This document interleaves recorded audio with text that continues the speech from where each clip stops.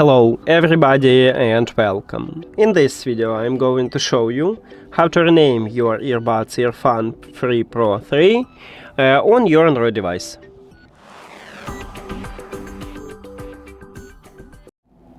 You have to start by open settings and then go to the Bluetooth or connected devices.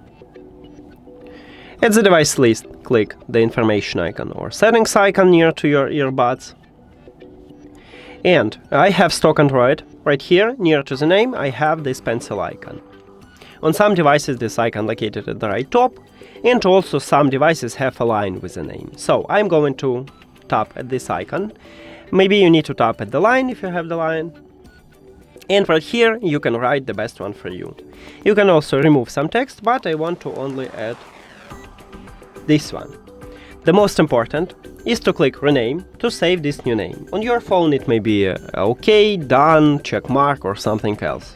So click at this button and as you can see we just change it. That's it!